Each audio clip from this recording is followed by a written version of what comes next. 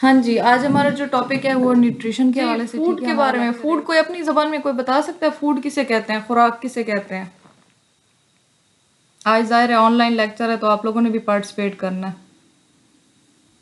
Madam हर वो चीज जो हम खाते या पीते हैं उसको फूड कहते हैं। जी, बिल्कुल। हर वो चीज़ जो कि हम खाते हैं, पीते हैं, चाहे उसमें अच्छी चीज़ है, बुरी चीज़ है, जैसी भी चीज़ है हम लोग खाते पीते हैं वो हमारी फूड कहलाती है। ठीक हो गया? तो इसमें देखिए हमारा जो फूड की अगर हम डेफिनेशन पढ़ लें, food refers to any substance that is consumed by living organism to provide the necessary nutrition and energy required for growth, metabolism and overall sustenance. तो मतलब कि हम ये वही बात है कि हम अपनी जीने के लिए, हम अपनी ज़िंदगी के लिए, ठीक है, हयात रहने के लिए, अपनी ग्रोथ के लिए जितनी भी चीज़ें हम खाते हैं, चाहे उसमें जो भी चीज़ आ जाए, इसमें कोई फिक्स नहीं है कि आप लोगों ने दालें खानी है, गोश्त खाना है, ये खाना है, वो खाना है, ठीक है। इसमें जितना कुछ भी आप लोग कंज्यूम कर रहे हैं ना, अपने अंदर लेकर जा रहे हैं खुराक के तौर, वो क्या कहलाती है? आपकी खुराक कहलाती है, ठीक है। इट कैन बी प्लांट्स और एनिमल ओरिजिन, तो वो आप लोग पौधों से भी ले सकते हैं। पौधों से अब क्या होते हैं? हमारे सब्जियां हो गई, हमारे फल हो गए, ठीक है।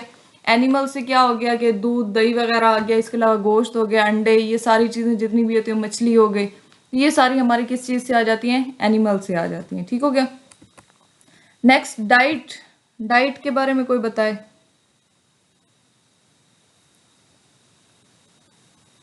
किसी को नहीं पता? चलें। A diet refers to the kind of food that a person regularly eats, मतलब आप जो डेली बेसिस पर खुराक खा रहे हैं ना, ठीक है, डेली बेसिस पर आप जो फूड इनटेक कर रहे हैं वो आपकी डाइट कहलाती है। ठीक है, ये एक जैसे प्लान नहीं होता कि आप अपनी आपको कोई अल्लाह माफ करे कोई बीमारी है या आप लोगों के अंदर मोटापा आ गया या वीकनेस आ गई, तो वो एक वीकली डाइट प्लान करके देते हैं डॉक्टर्स वगैरह आपको, या न्यूट्रिशंस जो है वो आपको वीकली डाइट प्लान करके देते हैं।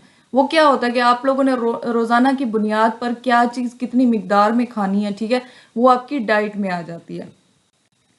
It refers to a specific plan followed for health, weight management और अदर पर्पजेज। वही बात है कि आप लोगों ने अपनी सेहत के लिए, अपने वजन के लिए, ठीक है, या दूसरे कोई भी आप लोगों का मकसद है, किसी को मोटापा होता है, किसी को कमजोरी होती है, किसी को कोई अल्लाह माफ करे डिजीज होती है, तो उसके लिए जो एक प्रॉपर आप लोग एक खुराक लेकर चलते हैं ना, एक मैनेजमेंट में मैनेज करके आप लोग अपनी जो है फूड को इनटेक करते हैं, तो वो आपकी किस में आ जाती है? आपकी डाइट में आ जाती है। जी, बैलेंस डाइट, मतवाजन खुराक इसको कहते हैं उर्दू में, ठीक है। A balance diet refers to a dietary pattern that provides all the essential nutrients in appropriate proportion necessary for maintaining good health and well being. जी, बैलेंस डाइट में क्या आ जाता है कि आप लोगों की जो अच्छी खुराक होती है, ठीक है, इसमें आप लोगों के फास्ट फूड्स वगैरह नहीं होते, वैसे फास्ट फूड्स भी आ जाते हैं, मतलब वो आप लोगों ने एक लिमिट के अंदर रहकर खाने होते हैं, ठीक है। लेकिन बैलेंस डाइट क्या होती है? आप लोगों ने खुराक कौन सी लेनी है कि जिस तरह सब्जियां हो गई, फल हो गए, ठीक है, दालें वगैरह हो गई, तो ये रोटी हो गई, चावल हो गए, तो ये चीज़ें जो होती हैं ना, ये आप लोग जो मतवाजन एक खुराक अपने अंदर लेकर जाते हैं, तो वो आपकी क्या कहलाती है? बैलेंस डाइट कहलाती है, ठीक है। यानी कि आप लोगों ने जिस तरह से वीकली प्लान किया है कि क्या क्या आप लोगों ने खाना है अपनी सेहत को बेहतर बनाने के लिए, तो उसमें जो जो चीज़ें आपकी मौजूद होंगी ना, वो आपकी बैलेंस डाइट कहलाएंगी। Next, nutrients. न्यूट्रिएंट्स के बारे में कोई जानता है? अच्छा जी, nutrients are essential substance present in food and beverages. कोई बताना चाह रहा है या मैं आगे कंटिन्यू रखूं? Okay, that the body yes requires. Madam, nutrients जी जी, दो बताएं टाइप बताएं। के होते हैं, मैक्रो न्यूट्रिएंट्स होता है, माइक्रो होता है और एक मैक्रो न्यूट्रिएंट्स होते हैं। जी बिल्कुल। न्यूट्रिएंट्स खुद क्या चीज़ होती हैं? कहाँ से हमें मैम मिलते हैं? न्यूट्रिएंट्स जो सारी चीजें जो हम इनटेक करते हैं फूड में, जिस तरह हमारे पास प्रोटीन हो गया, कार्बोहाइड्रेट्स हो गया, फैट्स हो गए, उसके बाद विटामिन हो गया, मिनरल्स हो गए, ये सारी चीजें। जी बिल्कुल। यहाँ पर आप लोगों को बता दूं कि 6 टाइप्स ऑफ जो है न्यूट्रिएंट्स होते हैं, ये नीचे आप लोगों को टेबल में गिवन भी हैं, ठीक है, डायग्राम में। तो ये जो बेसिकली हम अपनी खुराक खाते हैं ना, इससे जो हम हमें अंदर ताकत जाती है, ठीक है, हमें जो ताकत मिलती है, ये जो जो उसके अंदर सब्सटेंसेस, ज़रूरी सब्सटेंसेस होते हैं, जो एक तो हमारे ना फुजले मादे निकल जाते हैं, उसके अलावा कुछ ऐसी चीज़ें होती हैं जो हमारे डाइजेस्टिव सिस्टम के ज़रिए हमारे ब्लड के अंदर जाके हमारी बॉडी के पूरे पार्ट्स के अंदर चले जाते हैं, ठीक है। वो जो सब्सटेंसेस होते हैं ना वो न्यूट्रिएंट्स कहलाते हैं। तो ये 6 बेसिक जो है न्यूट्रिएंट्स हैं। ये अक्सर एमसीक्यूज में पूछा भी जाता है कि कितने न्यूट्रिएंट्स हैं, तो 6 न्यूट्रिएंट्स हैं। ये आप लोगों को नाम आने चाहिए: carbohydrates, proteins, fats, vitamins, minerals and water. ठीक है, तो ये 6 बेसिक न्यूट्रिएंट्स हैं जो कि कोई भी ऑर्गेनिज्म जो है लिविंग ऑर्गेनिज्म कंज्यूम करते हैं। ओके, न्यूट्रिशन के बारे में कोई जानता है?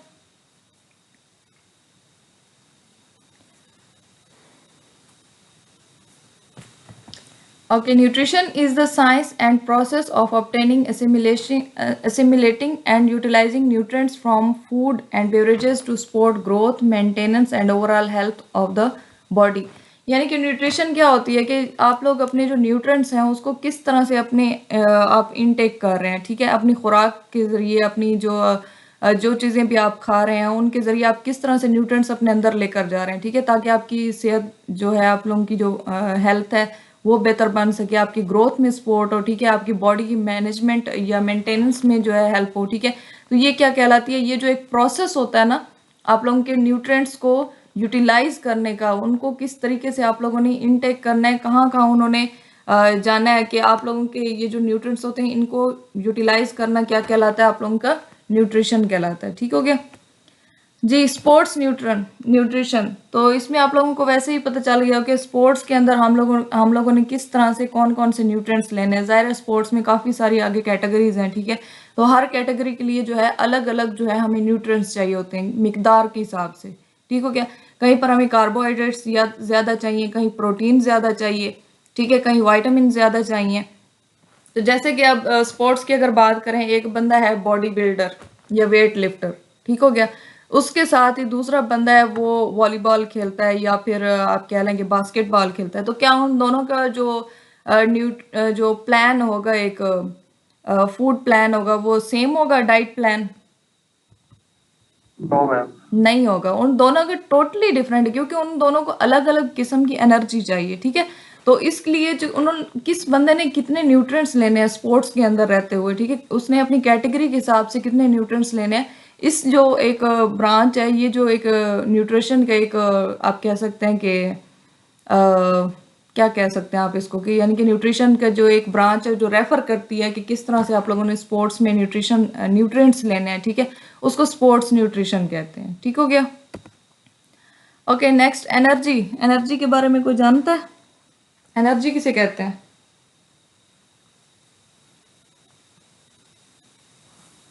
मैम, एनर्जी वो जिस्म का इंसानी सिस्टम होता है जो न्यूट्रिएंट्स लेते हैं, फिर जिससे जो एनर्जी हीट होती है, लाइक जिस तरह हमारा मेटाबॉलिज्म सिस्टम जो होता है वो हमारा एनर्जी हमें लाइक प्रोवाइड करता है। उसके साथ 3 सिस्टम होते हैं, आई थिंक पीसीआर एक था, एक ग्लाइकोलाइटिक सिस्टम में। चलो ये आगे पढ़ेंगे हम लोग। चले, बेसिकली आप अगर शॉर्ट वर्ड में कहें कि हमारी जो वालेकुम सलाम, मैंने कहा एनर्जी किसे कहते हैं? अपनी सादा अल्फाज में आप बताएं, एनर्जी किसे कहते हैं?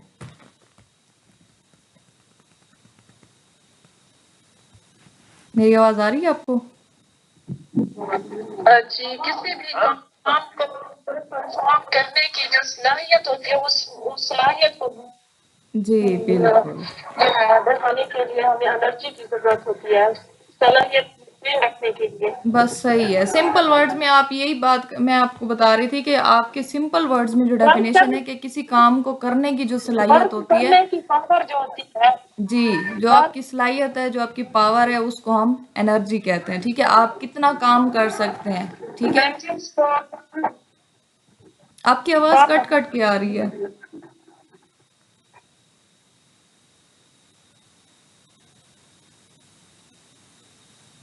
अच्छा चलें, ठीक है। अच्छा जी, किसी भी काम करने की सलाहियत को जो है, आपकी तरफ शायद नेटवर्क कमजोर है, आपका जो है ना, आपकी आवाज बहुत कट कट के आ रही है।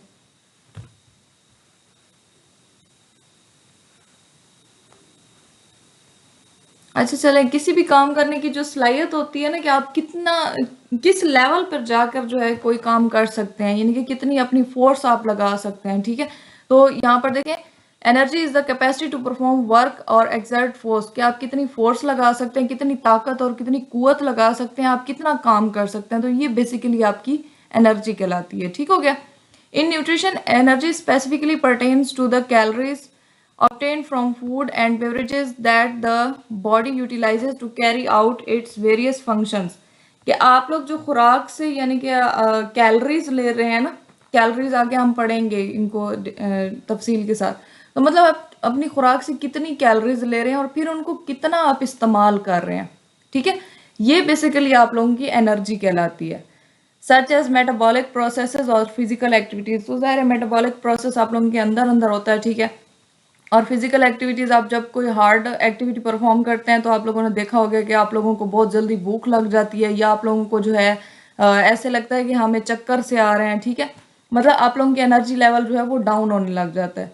तो ये फिजिकल एक्टिविटी पे डिपेंड करता है कि आप किस किस्म की या कितनी हार्ड जो है कोई भी फिजिकल एक्टिविटी परफॉर्म कर रहे हैं। The unit of energy is calorie, ये आप लोगों ने याद रखना है, ये अक्सर एमसीक्यूज में पूछा जाता है कि एनर्जी का यूनिट क्या है, वो है कैलोरी। ठीक हो गया जी। टाइप्स ऑफ कैलोरीज, कैलोरीज को दो टाइप्स में डिवाइड किया गया है। एक होती हैं स्मॉल कैलोरीज, ठीक है, उनको जो है उनकी निशानदाही CAL से की जाती है, और दूसरी होती है large calories, also known as kilo calories. तो लार्ज कैलोरीज का दूसरा नाम क्या है, किलो कैलोरीज है, ये आप लोगों ने याद रखना है। इसको KCAL से जो है राइट किया जाता है, ये इसकी एब्रीवेशन है। Are units of measurement use to quantify the amount of energy provided by food, वही बात है कि कितनी आप लोगों ने जो है एनर्जी ली है किसी भी खुराक से, तो वो किसके जरिए आप लोगों को शो की जाती है, कैलोरीज के जरिए, small calories and large calories. ठीक है, तो यहाँ पर देखें ये छोटा सा चार्ट आप लोगों को दिया है। वेजिटेबल से कितनी कैलोरीज आती हैं, 50%।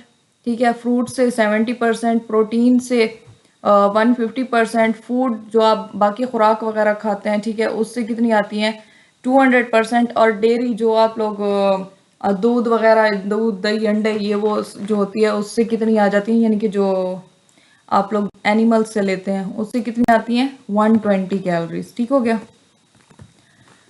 समझ आ रही है सबको? Yes madam. अच्छा जी, मैं कोशिश कर रही हूँ कि आप लोगों को सादा अल्फाज में समझाऊं, और आज फर्स्ट टाइम ऑनलाइन लेक्चर भी है, तो कहीं गलती हो जाए तो माजरत एडवांस में। ओके जी, फर्स्ट यहाँ पर देख रहे हैं, 1 small calorie CAL is the amount of energy required to raise the temperature of 1 gram of water by 1 degree Celsius. कोई इस चीज़ की मुझे बता सकते हैं, क्योंकि माशाल्लाह से सब ने मास्टर किया हुआ है और सब ने काफ़ी अरसे से तैयारी कर रहे हैं, कुछ मेरे ओल्ड स्टूडेंट्स भी हैं। स्मॉल कैलोरी का कोई बता सकता है? मैम क्वेश्चन क्या है? ये स्मॉल कैलोरी को कोई डिफाइन कर सकता है? ये सामने ही डेफिनेशन लिखी हुई है इस चीज को।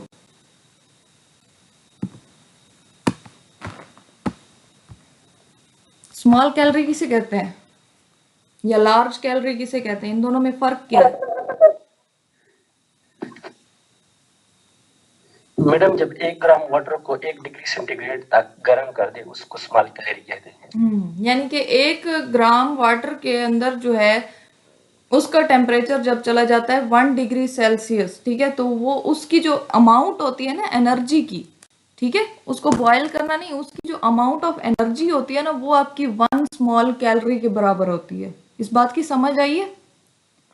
1 ग्राम पानी का हो, उसको 1 डिग्री सेल्सियस तक जो है गर्म किया जाए, तो उस टाइम जो एनर्जी बनती है वो आप लोगों की 1 स्मॉल कैलोरी कहलाती है। ठीक हो गया। इसी तरह से 1 लार्ज कैलोरी क्या कहलाएगी आप लोगों की, कि आपकी जो कैलोरीज हैं 1000, आप लोगों की जो कैलोरीज हैं वो जब मिलकर इकट्ठी हो जाती हैं, के वैसे भी निशान है 1000 का, ठीक है, के एब्रीवेशन है 1000 का, ठीक है, तो जब 1000 स्मॉल कैलोरीज मिल जाती हैं तो वो कितनी बनती हैं, 1 लार्ज कैलोरी बनती है। इस बात की समझ आई है किसी को, या अगर नहीं आई तो बता दे, मैं दोबारा समझा देती हूँ।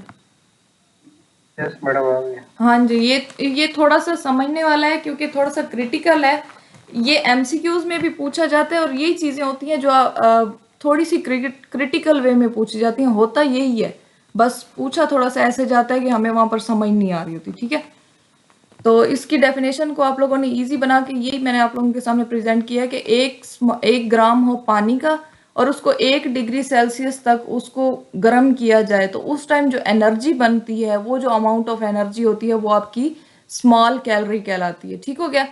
और अगर लार्ज कैलोरी की बात करें तो 1000 स्मॉल कैलोरीज को मिला लें।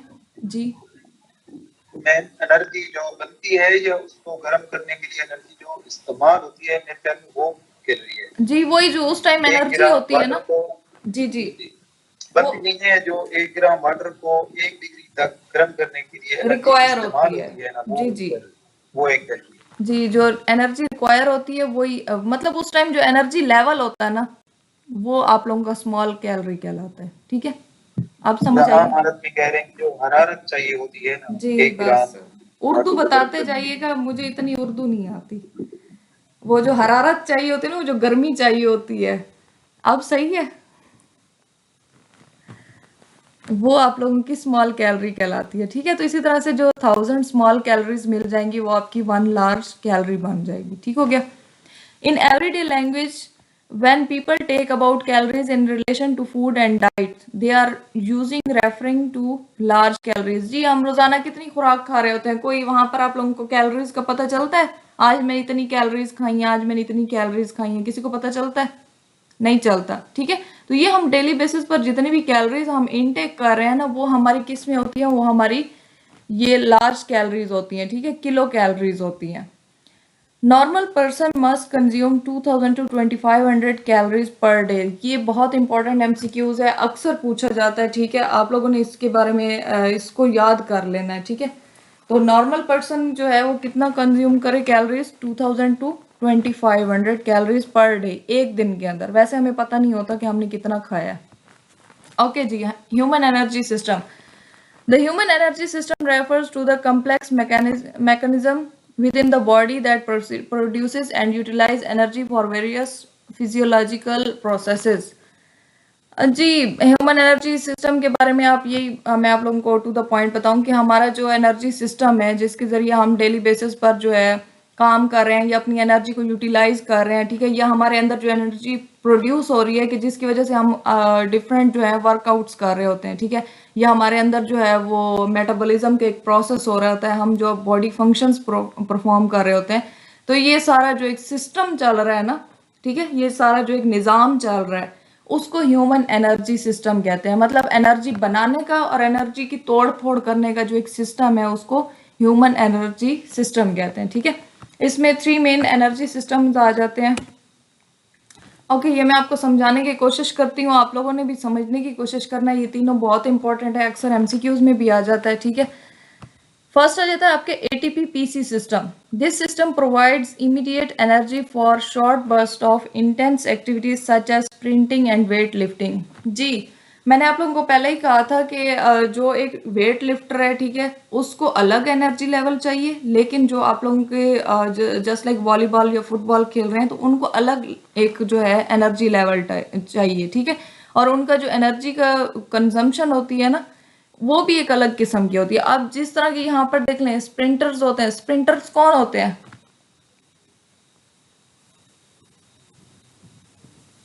कोई बता सकते हैं स्प्रिंटर्स कौन होते हैं? स्प्रिंटर वो एथलीट होते हैं जो 100 मीटर 400 मीटर जो दौड़ इसकी होती है ना, उसको स्प्रिंट कहते हैं। जो तेज दौड़ होती है उसको तेज दौड़ स्प्रिंट है कहते हैं। जी, जो तेज दौड़े होती है, मतलब उसमें आप देखें एक हद से ज्यादा आप लोगों का एनर्जी लेवल लग रहा होता है। ठीक है, तो वो आप लोगों के जो स्प्रिंटर्स होते हैं या वेट लिफ्टर्स जो होते हैं, ठीक है, उनको कितनी एनर्जी चाहिए कि वो कितने कितने किलो उठा रहे होते हैं, 120 किलो, 100 किलो। ठीक है, इस तरह से मतलब इतना वेट उठा रहे होते हैं, तो उसके लिए उनको एक अलग ही एनर्जी का लेवल चाहिए। ठीक है, तो उस टाइम जो उनको एनर्जी प्रोवाइड हो रही होती है ना, उसको एटीपी पीसी सिस्टम कहते हैं। ठीक हो गया, समझ आई है इस बात की? मतलब अचानक जो काम करना हो और बहुत ज्यादा आप लोगों ने हैवी काम करना हो, तो उसके लिए जो आप लोगों का एक सिस्टम होता है, एनर्जी सिस्टम होता है, वो आपका होता है एटीपी पीसी सिस्टम। ठीक हो गया। इसके बाद होता है एन एरोबिक सिस्टम।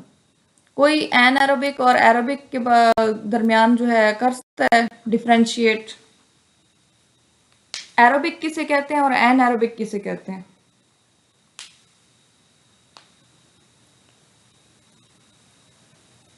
एनीवन? किसी को नहीं पता? अच्छा जी, मैम एरोबिक हाँ जी जी बताएं।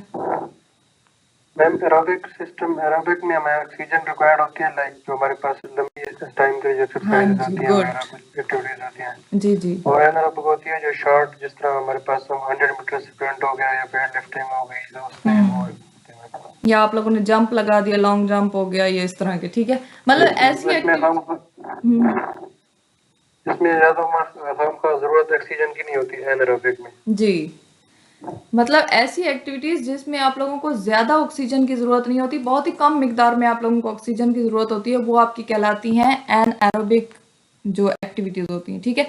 और एरोबिक होती हैं जिसमें आप लोगों को एक तो लंबे दौराने के लिए ये होती है, और उसमें आपको जो ऑक्सीजन लेवल होता है वो बहुत ज्यादा चाहिए होता है, ठीक हो गया। ये एरोबिक और एनारोबिक के दरमियान डिफरेंस है, अब इसको पढ़ लेते हैं। Anaerobic system, it's used for activities that require moderate to high intensity, last for several minutes, such as high intensity weightlifting or short sprints, ठीक है। तो वही बात है जिस तरह इन्होंने भी बताया कि जिस तरह से वेट लिफ्टिंग हो गई, ये शॉर्ट स्प्रिंट्स हो गया, तो मतलब ये हाई इंटेंसिटी की एक तो होती हैं, ठीक है, मतलब कम से लेकर बहुत ज्यादा इंटेंसिटी तक ये होती है, इनका बहुत हाई लेवल होता थोड़ी देर के लिए, कुछ मिनटों के लिए, लेकिन इंटेंसिटी लेवल जो होता है वो बहुत ज्यादा हाई होता है, ठीक हो गया। एरोबिक सिस्टम कौन सा होता है? This system produces energy for longer duration activities, ठीक है, लंबे दौरानी की जो एक्टिविटीज होती हैं उनको एरोबिक सिस्टम जो है एनर्जी प्रोवाइड करता है। That are less intense such as jogging और साइकिलिंग, जी आप लोग जॉगिंग कर रहे हैं, घंटे घंटे तक आप लोग जॉगिंग कर सकते हैं, ठीक है, उस टाइम आप लोगों को जाहिर है आप लोगों का ऑक्सीजन लेवल जो है वो हाई है, आप लोग ऑक्सीजन साथ साथ कंज्यूम कर रहे हैं, इस वजह से आप जितने दौरानिए तक चाहें आप लोग जो है जॉगिंग कर सकते हैं। साइकिलिंग है, साइकिलिंग में भी आप लोगों को ऑक्सीजन साथ साथ जरूरत है, आप जितनी देर साइकिलिंग करें, ठीक है। तो ये इनकी समझ आई है तीनों की? यस मैम, मैम एक दफा पहला थोड़ा सा रिपीट कर दे, मेरी कॉल कट हो गई थी। अच्छा अच्छा, पहला आप लोगों का है एटीपी पीसी सिस्टम, मतलब आप लोगों को बहुत ही छोटे दौरानी के लिए बहुत ही इंटेंस किस्म की जो एक्टिविटीज, बहुत हाई लेवल की एक्टिविटीज जो परफॉर्म करनी पड़ती हैं। अब वेट लिफ्टिंग में कितना टाइम लगता है, किसी को पता है? उधर फिक्स होता है जी, सेकंड्स लगता है, 8 हाँ से 10 जी। सेकंड से 15 अब उसमें ये तो नहीं है ना कि आपको वो कहते हैं कि आप जी वेट उठा रहे हैं, आप लोग 120 है या 100 है, वो उन्होंने अपने वेट के हिसाब से ही उन्होंने वेट लिफ्ट करना होता है, ठीक है। तो वो उनके पास दौरानी होता है, वो कुछ ही सेकंड्स में जो है वेट उठा लेते हैं, ठीक हो गया। तो ये ऐसी जो एक्टिविटीज होती हैं जो कुछ सेकंड्स या चंद एक मिनट, 1-2 मिनट तक चली जाए, तो उनको जो एनर्जी प्रोवाइड कर रहा होता है हमारा बॉडी का सिस्टम, उसको कहा जाता है एटीपी पीसी सिस्टम। समझ आ गई है? आपको समझ आ गई? यस मैडम जी। इसके बाद अगर कुछ मिनटों तक, यानी कि 2-3 मिनट से जो है कुछ ऊपर चला जाए, तो वो हमारा कहलाता है जो है एनारोबिक सिस्टम, ठीक है। इसके बाद एरोबिक सिस्टम आ जाता है जो लंबे दौरानी की एक्टिविटीज होती हैं, ठीक है, मतलब ये घंटों तक चली जाती हैं। ओके, एनारोबिक एनर्जी सिस्टम, इसको मजीद आगे पढ़ लेते हैं। The anaerobic energy system can be further divided into two main subcategories. These systems collectively provide energy for short bursts of high intensity activities that do not rely on oxygen. तो जी इनकी मजीद दो आगे types हैं, ऐसी activities हैं जो कि oxygen पे जो है इन्हसार नहीं करती। तो इसमें फर्स्ट आ जाता है एटीपी पीसी सिस्टम, ठीक है, ये वो इसी के ही आगे मजीद इसको हम एलेबरेट करेंगे, ठीक है। इसको जो है this system involves the rapid breakdown of stored phosphocretin to generate ATP। जी हमारी बॉडी के अंदर जो है फॉस्फोक्रेटन मौजूद होता है, और इस सिस्टम के जरिए जो है बहुत ही जल्दी से उस पीसी को जो है एटीपी में कन्वर्ट करना होता है। इसको एटीपी किस चीज़ की जो है एब्रीवेशन है, कोई बता सकता है?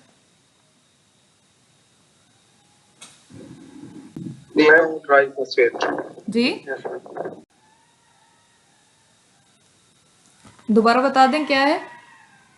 एडिनो ट्राइफॉस्फेट, एडिनो ट्राइफॉस्फेट, ठीक हो गया। अच्छा जी, तो ये जो हमारा सिस्टम होता है ना एटीपी पीसी, यानी कि इसने पीसी को जो है बहुत ही जल्दी से एटीपी में कन्वर्ट करना होता है, ताकि हम जल्दी जल्दी से अपनी जो एक्टिविटी है उसको परफॉर्म कर सकें, ठीक है। इसको okay, which provide immediate energy for very short burst of intense activities lasting only a few seconds. अब यहाँ पर बात हो गई है ना वही वेट लिफ्टिंग वाली बात, कि बहुत ही फ्यू सेकंड्स के लिए आप लोगों ने कोई वेट लिफ्ट करना है, ये कोई भी आप लोगों ने एक्टिविटी परफॉर्म करनी है, तो उसके लिए आप लोगों को एटीपी पीसी सिस्टम की जरूरत होती है। It's the fastest way to generate energy, but the available ATP and PC stores are limited, making it suitable for brief efforts. जी, एक आपको अगर कोई वजन दिया जाए, आप कितनी बार उठा सकते हैं? 10 बार उठा सकते हैं?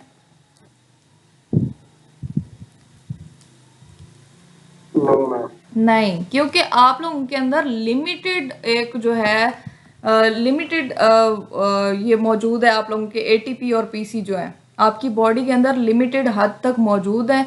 वो जितनी देर वो आप लोगों का एनर्जी लेवल रहेगा ना, उतनी देर तक आप लोग जो है किसी भी वेट को या किसी भी इस तरह की हार्ड एक्टिविटी को आप लोग परफॉर्म कर सकते हैं, ठीक है। जब ये आप लोगों का एटीपी पीसी का सिस्टम खत्म हो गया, ठीक है, ये एनर्जी सिस्टम खत्म हो गया, उसके बाद आप लोगों को कोई जो भी कह ले, जितने पैसे दे दे, आप लोगों से जो है वो वेट लिफ्ट नहीं होना, ठीक है। समझ आई इस बात की? कुछ आई है या नहीं आई? ये थोड़ा सा मुश्किल है, लेकिन इतना नहीं है। वैसे इतना मुश्किल पूछा नहीं जाता, लेकिन कोई पता नहीं पूछ भी ले, तो इसलिए हम लोगों ने हर चीज को ही कवर करना है, ठीक है। ओके, ग्लाइकोलाइटिक सिस्टम जो हो गया, the glycolytic system involves the breakdown of glucose to produce ATP without the need of oxygen. जी, हम लोग विदाउट ऑक्सीजन जो है एक्टिविटीज जो है एनर्जी लेवल पढ़ रहे हैं, तो ग्लूकोज को एटीपी में कन्वर्ट करने के लिए जो एक सिस्टम होता है बगैर ऑक्सीजन के, उसको क्या कहते हैं? उसको ग्लाइकोलैक्टिक सिस्टम कहा जाता है, ठीक है। It provides energy for activities lasting a bit longer, such as 400 meter sprints or moderate weight lifting. जी, जो moderate, ठीक है, मतलब ज्यादा वेट नहीं उठाना, बहुत ही नॉर्मल सा अपने वजन के हिसाब से वेट उठाना है। वेट लिफ्टिंग की कैटेगरीज है ना, बहुत हाई किस्म की, लो या फिर मीडियम, ठीक है। तो इसमें जो है आप लोगों ने अगर 400 मीटर की रेस खेलनी है, मतलब दौड़नी है, ठीक है, स्प्रिंट्स आप लोगों ने करने हैं, या फिर आप लोगों ने जो है दरमियाने किस्म का वेट लिफ्ट करना है, ठीक है, तो ये कुछ 1 मिनट तक आप लोगों की जो है ये एक्टिविटीज परफॉर्म होती हैं। इसको कौन सा सिस्टम जो है वो चला रहा है? वो है ग्लाइकोलाइटिक सिस्टम।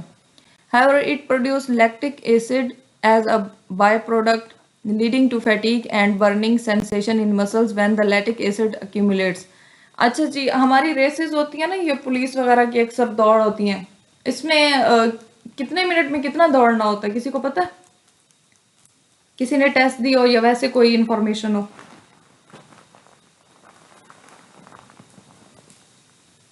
अच्छा जी, 8 मिनट होते हैं मेरे ख्याल में। 8 मिनट के अंदर आप लोगों ने 1 मील होता है या 1.5 मील होता है, आप लोगों ने दौड़ना होता है, ठीक है। तो उसमें अक्सर लोग क्यों रह जाते हैं, क्यों हार जाते हैं? वो क्यों नहीं कर पाते 8 मिनट के अंदर? मैम, लैक्टिक एसिड की उनकी प्रोडक्शन ज्यादा हो जाती है मसल्स में, इसकी वजह से हम लोग ज्यादातर दौड़ नहीं पाते। हमारा जो लैक्टिक एसिड है ना, ये एक ऐसा मवाद होता है हमारे मसल्स के अंदर कि अगर ये इसकी प्रोडक्शन एक हद से ज्यादा हो जाए ना, तो हमें थकावट महसूस होती है, ठीक है।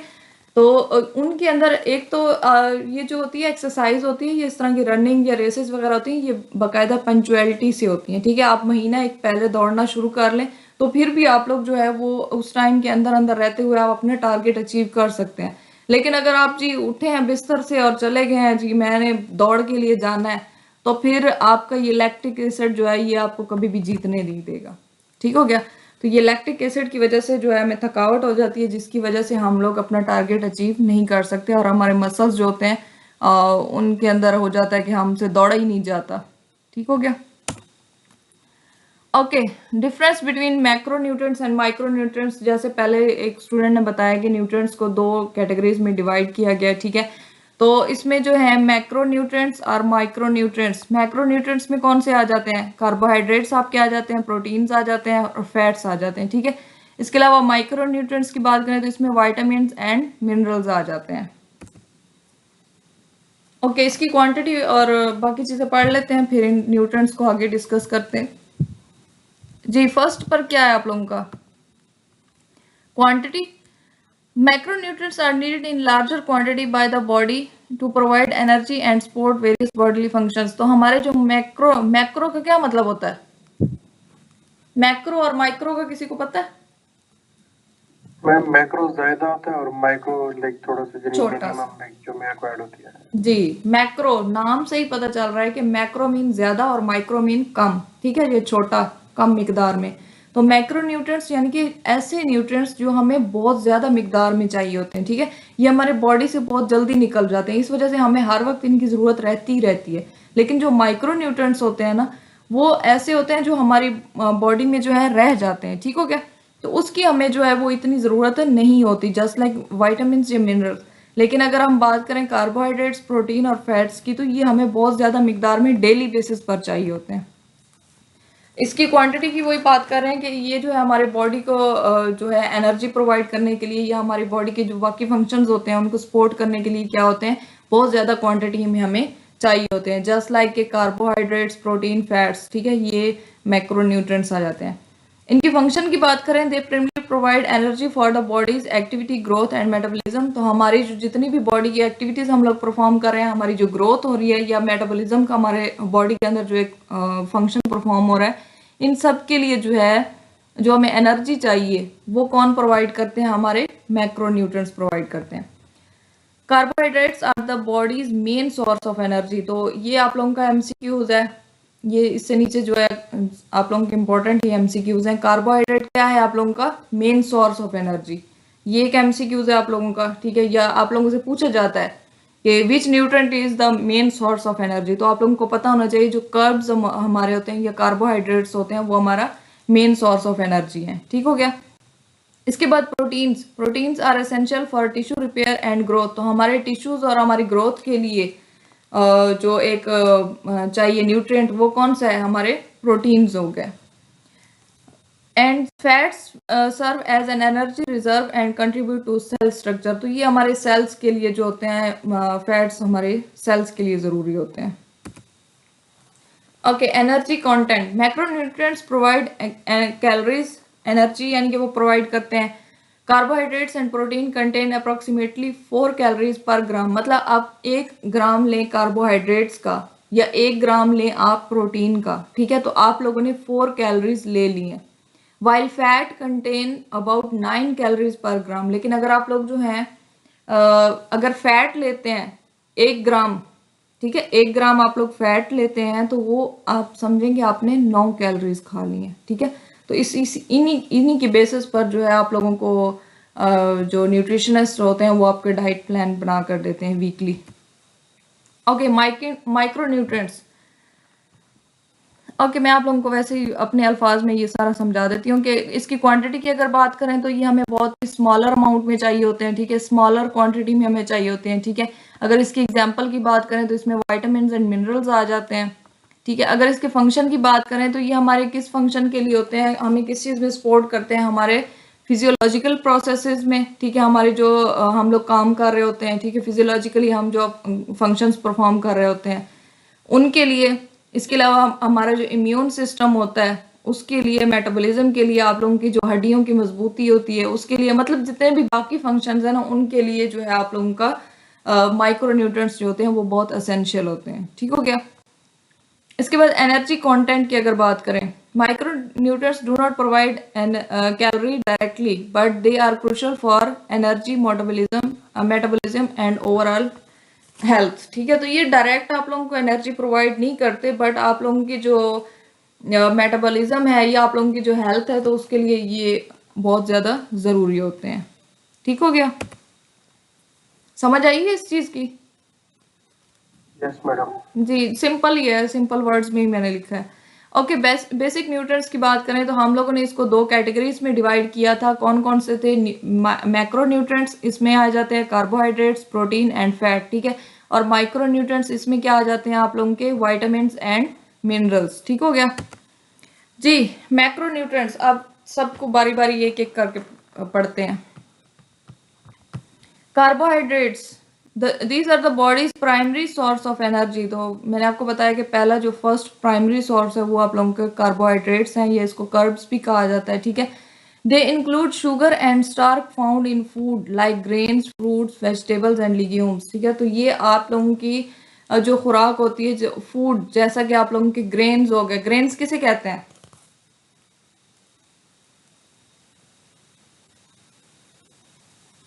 ग्रेन्स किसे कहते हैं? कोई बोल दिया करें। आटा होता है शायद जो जी, यही आप लोगों का हो गया, जौ वगैरह हो गया, गंदम हो गई, चावल हो गया, ठीक है अनाज जी। अनाज अनाज जी, हो गया। अनाज, यही चीजें आप लोगों की होगी, ठीक है। तो इसमें ये आप लोगों के ग्रेन्स आ जाए। फ्रूट्स, जाहिर आप लोगों को पता है फ्रूट्स क्या होते हैं। वेजिटेबल्स, इसके बाद लेग्यूम्स के बारे में कोई बताए, ये क्या होती हैं?